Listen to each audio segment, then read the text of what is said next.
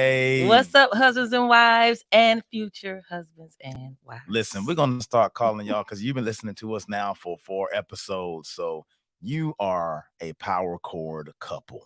I'm going to just tell you that you are a power cord couple. Make some noise for yourselves.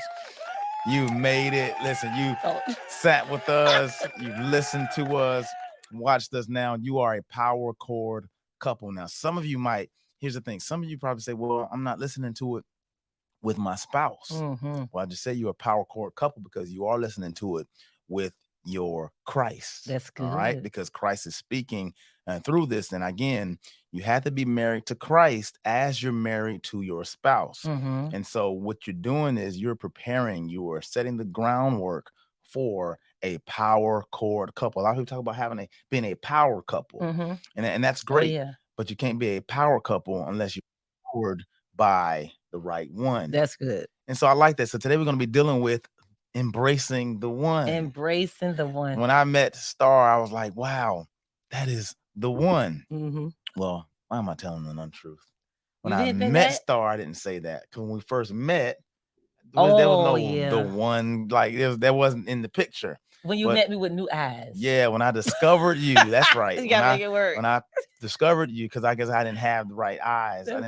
I needed glasses, I guess. But when I discovered and found, like the scripture says, he that findeth a wife, that's good. Wife findeth a good thing and obtaineth favor from the Lord. When I found the wife, a lot of people think finding means when you go and look for somebody and you find them. Nope, it's a discovery. Like, because you can meet somebody and still not find that somebody. You can meet your spouse and not find that spouse because when you met them, you didn't see them as a spouse. And so I'm wondering sometimes how many people are in marriages still not finding their spouses. That's good. But so let's take that back. The first time we met each other, we actually were in the same group and it was nothing like that.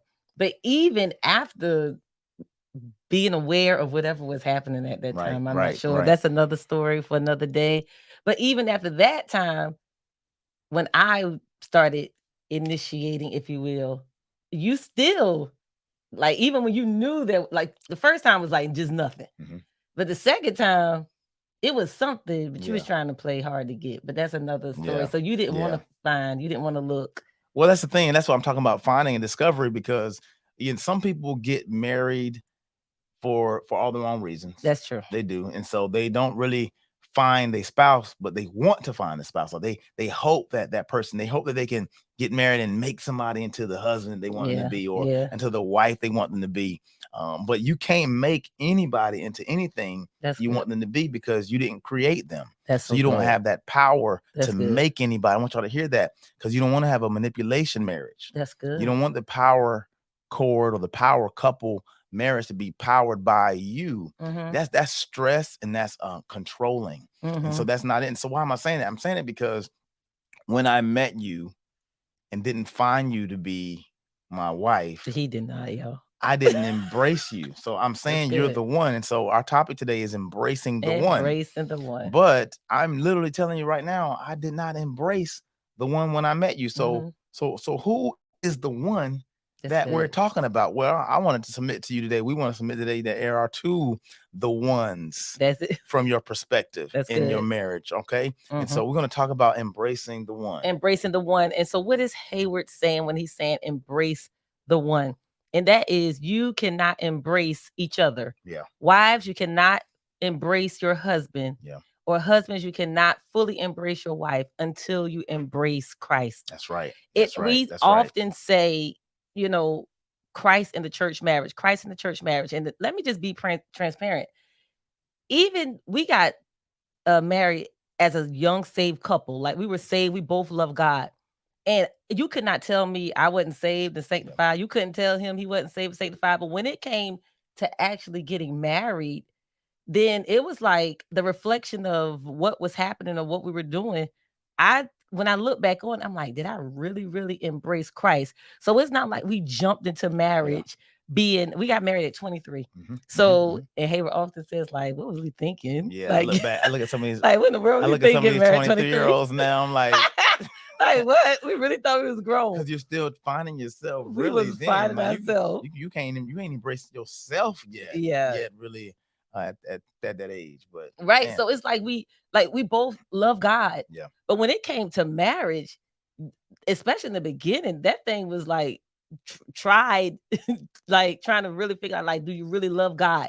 Because there's a pressing that came in the beginning when we were young, and it's like, wait a minute, I thought you were saved. I thought you would say I am saved. All of that. And so, as God began to grow us in marriage, and God began to download and minister us and minister to us and teach us about marriage, that's when He gave you the revelation. Like, wait a minute, we can't fully embrace each other until we fully embrace Christ. Now, not the image of Christ for other people, but like fully embrace who Christ is in your life when nobody else is looking. Yeah. Like the revelation of God, the word, you secret, like in behind closed doors. Because a lot of church people, you can look like church. You put your outfit on, you go to church, you can raise your hand, do all the things. But what really happens, you got what I'm saying? Yeah. When nobody is looking but Him looking. And so that's what we want to talk about. Like, sometimes, like, actually reflect and look at yourselves in marriage and say, wait a minute, am I not fully able to embrace what you can do for me? And not just what you can do for me, but how can you support me? How Yeah. can you love me? Like, because it goes two ways. Yeah. I can receive your embrace, Yeah. but I can also embrace you. And it's like, Yeah. what does that look like Yeah. if I'm not doing it with Christ? Yeah. And that's the thing. And I want y'all to hear this too, because when we talk about marriage, when you're marrying each other, you're not marrying each other's actions. You're marrying That's good. the people. You're marrying that person, because there are a lot of people that can do things that your husband can do, or things your spouse can do, That's so support true. all the natural things. And there was a time I heard Dr. Miles Monroe talk about this, how about roles in marriage, and how the roles way back when, where it was about actions. We got married because of what we can do for each other. I go out and I kill the animal, and you, as a spouse, you go in and you cook the animal. I go out and I work in the fields, and you take care of the children. And it was a more of an industrial type purpose of working. And as things have changed, and the Lord has blessed humans with this genius to be able to now make it easier to, like, we go to work. You can handle it, you can do it differently now. We don't have to work all the way in the gardens just to get food. And I need you to, now you can have a career now. Like, you can be out, and our children can be raised and taught in schools, and so their roles have changed. And so it in order for it to be about embracing the one, it's almost like the law and into grace. How as Christians, there was a time when the law was the thing that was the key to our salvation, where you had to do. And now it's all about what is in your heart now, because Jesus fulfilled the law. So we come under grace now. And so with grace comes the true way to embrace, because I'm not just embracing what you can do for me. I'm embracing who you are to me. That's good. And so with that comes acceptance. So when we hear embrace, I want y'all to think about the word acceptance. That's Because good. a lot of people understand that whenever you get married to someone, whenever you embrace someone, so we talk about the power cord, because the cord causes you to accept and embrace it. You kind of get wrapped up into it. When you do that, you're wrapped up into all that person is. Yeah. All of their history, their entire backgrounds, all they bring to the table, what they told you about themselves, and what they did not tell you about themselves. That's really you, because all of that has made that person who they are today. And sometimes we get into a marriage not having disclosed everything about ourselves, because there might be shame there. Yeah. So now you're embracing insecurity, you embracing instability, you embracing fear, as well as embracing the confidence and the thing that person. So embrace now is about accepting who that person is. And sometimes, just like Facebook, I can embrace what you share with me on Facebook, but it's hard to embrace the things that you don't share with me on Facebook. That's right. That is, and so in marriage, you got to embrace the Facebook part of that spouse. And I'm not endorsing Facebook. I'm just saying the people the things you want that spouse to know about you, and you embrace the thing that has helped to influence the spouse you have with you, even if it's things they did not say. That's and good. So with that starts to come what you do that I might not like. That's why it can't be about your actions, because your actions may change, and who you are sometimes will allow me what you do also sometimes could allow me to see you in a different light. And now I'm wondering if I accept you anymore because you did something that doesn't match. You did something that didn't match who I accepted. Wow. Your actions now don't line up with the person I looked in the eyes and said, I do to.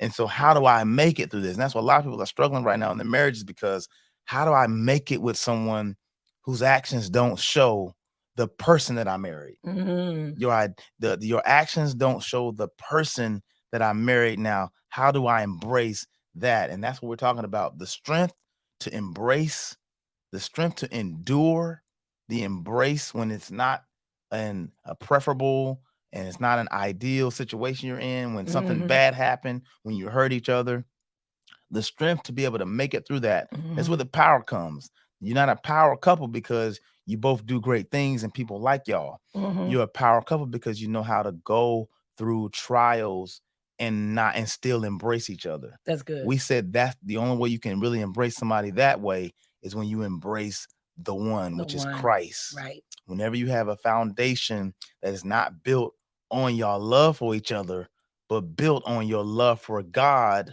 for each other, then you're able to properly, truly have an effective embrace in your marriage. So that makes me think about something. Do you think that, okay, so I always believe that, especially the society that we live in now, we're at a place now in the world where it's like, if I don't accept your negative behavior or your stupidity or the dumb things that you do, then that means I don't love you. Yeah. You know what I mean? And I'm like, that's not true. Like, I can love you, especially when it comes to husbands and wives and family. I love you. I love you dearly, and I don't want anything to happen to you. Yeah. But loving you does not mean accepting all that mess that you're doing that my lifestyle doesn't agree with. Right.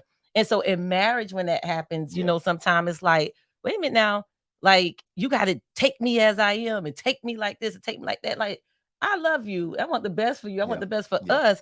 But you can't be out here in these streets acting crazy. And it's a reflection of us because people thinking I'm condoning that. So when people get married, and say, for instance, if I lied to you about who I am because I wanted to pretend like it never existed, or, you know, we all came into our marriage with baggage in the past, and being transparent that there's just things in life was like, I want to just act like that never happened because I want to be this new person.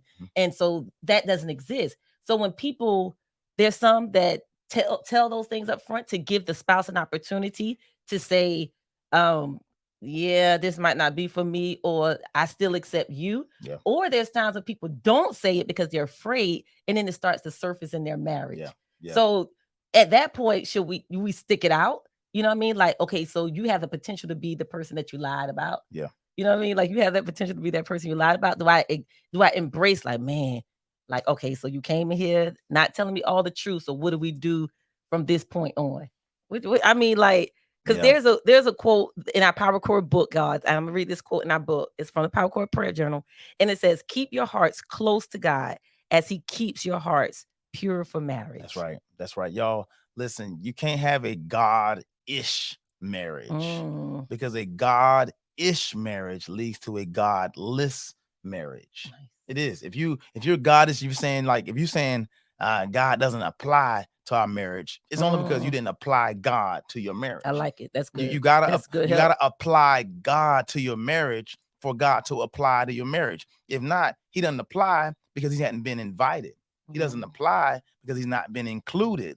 He doesn't apply because He's not been embraced. Wow. Listen, how can you go to God to be married and then go to the courts to break it apart? You know what I'm saying? Because you didn't embrace the one that married y'all.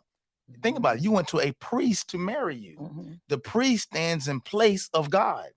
That's that you almost saying, I'm embracing your endorsement of this marriage, because the priest, who is the God representative, the one that brings you together, the Bible said, what God has put together, let no man split or take apart. Let no man split it apart. Let no man put asunder. Meaning, what God has caused you all to embrace, God caused y'all to embrace each other.